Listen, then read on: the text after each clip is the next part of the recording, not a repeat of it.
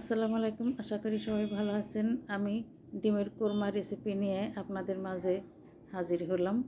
আমি ডিমের কোরমা কিভাবে রান্না করব সেটাই আপনাদের সঙ্গে শেয়ার করব। প্রথমে আমি ডিমগুলো সিদ্ধ করে ছিলে পরিষ্কার করে ধুয়ে নিয়েছি। কাঁটা চামচ দিয়ে একটু কেচিয়ে নিয়েছি।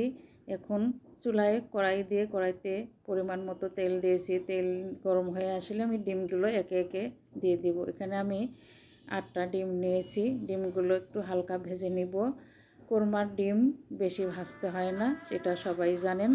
হালকা একটু ভেজে উঠিয়ে নিব। ডিমগুলো হালকা ভাজা হয়ে গেছে, আমি উঠিয়ে নিচ্ছি। ডিমগুলো ভাজতে একটু কড়াইতে লেগে গিয়েছে, এটা কোনো ব্যাপার না, মাঝে মাঝে এরকম হয়। ডিমগুলো হালকা ভেজে উঠিয়ে নিলাম। এই যে কোরমার ডিম এভাবেই হালকা ভেজে নিতে হয়, বেশি ভাজার দরকার নেই।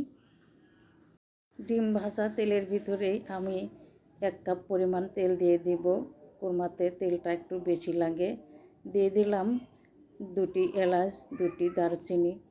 এখন দিয়ে দিলাম পেঁয়াজ, রসুন, আদা, কাঁচামরিচ সব কিছু আমি একসঙ্গে ব্লেন্ড করে রেখেছিলাম। সেটা দিয়ে এখন ভালোভাবে আমি কষাবো। এই মশলাটা ভালোভাবে কষাতে হবে যেন আদা রসুনের পেঁয়াজের কোনো গন্ধ না থাকে। এখন দিয়ে দিচ্ছি আমি কিছু চিনেবাদাম বেটে রেখেছিলাম, সেটা দিয়ে আবারও ভালোভাবে নাড়াচাড়া করে কষিয়ে নিব। এখন দিয়ে দিলাম পরিমাণ মতো লবণ।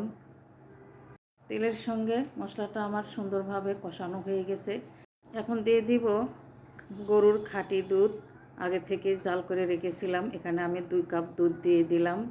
দুধ দিয়ে ভালোভাবে নাড়াচাড়া করে নিয়ে আমি ডিমগুলো দিয়ে দিব। ডিমগুলো দিয়ে 10 মিনিট রান্না করে নিলেই আমার কোরমা রেডি হয়ে যাবে। এখানে আমার খুব গুরুত্বপূর্ণ একটা জিনিস ভিডিওতে আসে নাই, সেটা হচ্ছে চিনি। এই চিনি না দিলে তো কোরমা একদমই টেস্ট হবে না, খাওয়া যাবে না। কোরমাতে চিনি দিতেই হবে। আমার ভিডিওতে আসে নাই, সেজন্য সরি। আমার কোরমা রেসিপি একদম রেডি। এখন পরিবেশনের জন্য আমি কিছু বেরেস্তা উপর দিয়ে ছড়িয়ে দিচ্ছি। রেসিপিটি ভালো লাগলে লাইক, কমেন্ট, শেয়ার দিয়ে পাশে থাকবেন। আল্লাহ।